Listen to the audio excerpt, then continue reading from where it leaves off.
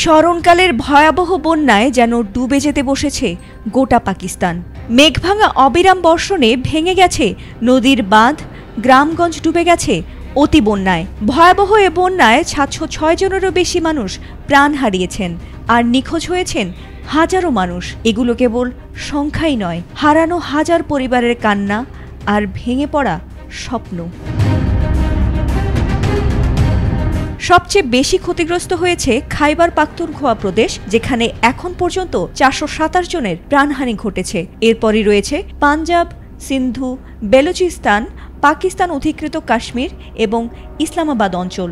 এলএমই certified বিশ্বসেরা কপারে তৈরি Walton cables, যা আপনার স্থাপনাকে রাখবে সব সময় নিরাপদ। সাম্প্রতিক সময়ে হতাহতের ঘটনা ঘটেছে সোয়াবি, নওশেরা, মারদান ও পেশোয়ার জেলায়, যেখানে টানা ভারী বর্ষণ ও আকস্মিক বন্যায় ব্যাপক ক্ষয়ক্ষতি হয়েছে। সবচেয়ে ক্ষতিগ্রস্ত এলাকা হচ্ছে বুনের জেলা, যেখানে এখন পর্যন্ত ২২২ জনের মৃত্যু নিশ্চিত হয়েছে এবং বহু মানুষ এখনও নিখোঁজ রয়েছেন। বুধবার দেশটির সংশ্লিষ্ট কর্তৃপক্ষের বরাত দিয়ে এ তথ্য জানিয়েছে একাধিক সংবাদ মাধ্যম। গত বৃহস্পতিবার থেকে শুক্রবার পর্যন্ত টানা প্রবল বর্ষণের পর সৃষ্ট বন্যার সঙ্গে যুক্ত হয় মেঘফাটল, যা ধ্বংসযজ্ঞকে আরও তীব্র করে তোলে। সোমবার আবারও নতুন করে ভারী বৃষ্টি হয়, আর তাতে বুনের জেলার বেসনাই গ্রাম এখন আংশিকভাবে ধ্বংস। উদ্ধারকর্মীরা নিঃশ্বাস বন্ধ করে খুঁজছে বেঁচে থাকা মানুষগুলোকে। গ্রামের রাস্তাঘাট, বাড়িঘর, স্কুল আর বাজার সবই এখন জলমগ্ন।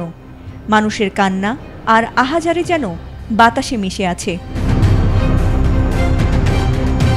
অন্য যেসব জেলা গুরুতরভাবে ক্ষতিগ্রস্ত হয়েছে তার মধ্যে রয়েছে বাজৌর, সোয়াত, বাত্তাগ্রাম, মানসেহরা, সাংলা, দির আপার, দিললোয়ার ও তোরঘর। এদিকে সেনাবাহিনী ক্ষতিগ্রস্ত এলাকায় ত্রাণ কার্যক্রম জোরদার করেছে। ইতোমধ্যেই ২৫,০০০-এর বেশি মানুষকে নিরাপদ স্থানে সরিয়ে নেওয়া হয়েছে। আহত ১,০০০-এরও বেশি মানুষ এখন হাসপাতালে চিকিৎসাধীন। তবে ভারী বৃষ্টি অব্যাহত থাকায় আগামী ২১ আগস্ট পর্যন্ত এ বন্যা বিপর্যয় আরও প্রকট হতে পারে বলে আশঙ্কা করছেন আবহাওয়াবিদরা।